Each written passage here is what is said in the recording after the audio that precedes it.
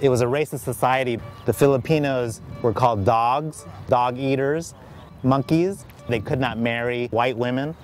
They could not own land. They could not vote. They were at the lowest rung of Los Angeles society. That's kind of dehumanizing if you think about it. I do remember the story, my father working in a restaurant, and there was this Caucasian who did call him a dog or a dog eater. He didn't appreciate that. My dad was medium stature, came around from the counter, picked them up and threw them in the trash can. The Filipinos were proud people, and their dignity was being peeled away because of these outright racist behaviors that were probably more blatant back in the day.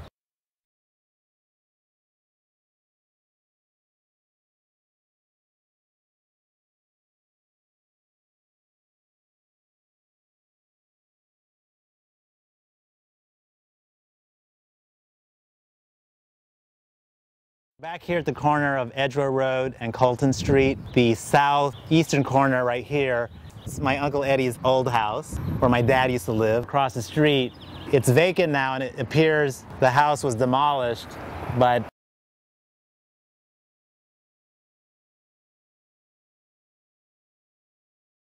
my name is Gerald Gubatan and I'm a Filipino-American. I'm proud to be a Filipino-American. In the 1960s, that opened an era of optimism and wanting to build community.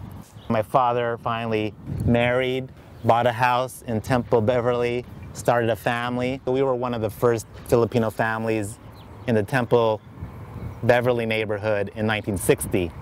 My mom tells the story of seeing these realtor signs that said exclusive, but in her mind that was a code word for no Filipinos or no people of color.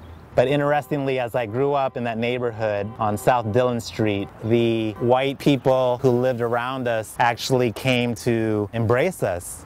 There was Mr. and Mrs. Remby across the street. She made us cookies. Next door, he let me ride his motorcycle at 5 years old. And my mom had a heart attack. There was Mrs. Adelaide. She used to ask me and my brothers to do her yard work. So it was almost like a passing of two generations. Those white families and white people in that neighborhood were getting older, but they embraced a family who were probably a little exotic in their eyes. But we got to know and love each other.